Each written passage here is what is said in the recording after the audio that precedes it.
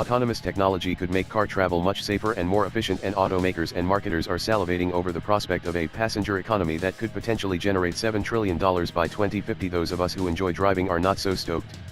Experts have predicted that as autonomous vehicles are deployed in large numbers, human-driven cars eventually could be outlawed on public roads due to the carnage they create, which is currently more than 41,000 deaths a year in the US alone and climbing.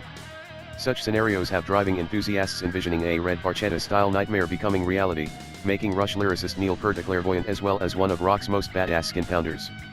But there could be a couple of refuges left for motorheads, and they won't be on public roads. As Popular Science's Joe Brown points out in a recent editorial, we're seeing a wave of vehicles being offered by legit mainstream automakers that aren't made for public roads. The poster child of this vanguard is the 2018 Dodge Challenger SRT Demon, which comes with a crate full of goodies that lets you turn the already formidable street-legal muscle car into a drag strip dominator. Brown also notes that 2 out of 5 of the 4 GT's driving modes are for use on the track, catering to the $450,000 Machines Club racing clientele. We're also currently enjoying the heyday of production off-road-ready pickups that kicked off with the Ford Raptor in 2009. The latest salvo in this escalating war of overachieving trucks is the Chevy Colorado ZR2 that can take on the likes of California's Rubicon Trail without issue.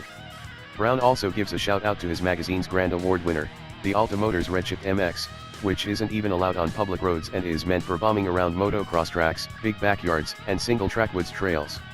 If you follow Brown on Instagram, you know that he's also a two-wheel aficionado, and he points out that sales of off-road bikes are leaving street machines in the dust. Sales of off-highway motorcycles rose 29% between 2012 and 2016, according to the Motorcycle Industry Council, compared to 6% for road bike sales during the same period. That's a nearly 400% drubbing, Brown remarks. He also predicts that millennials who find anachronistic pleasure in everything from prolific facial hair to scratchy vinyl records and prefer to call a car using an app rather than to own a vehicle could beat a path to off-road motos once the challenge of manually piloting a machine becomes passé for the masses. There's a lot of insider speculation that millennials just don't love the open highway like their parents did, Brown writes. The open range, however, seems to make their yearning hearts hum. So a future filled with robot cars may not be as dismal as a Blade Runner movie set makes it out to be. True believer motorheads may simply move to tracks, both paved and off-road. And it will be a club you'll have to pay to get into, ask anyone who owns a track car or off-road vehicle, with its own inherent hierarchy built on driving proficiency. And as a bonus, we'll be able to kick back on the way to the track or trail in an autonomous car, and not have to deal with idiots and accidents on the way there.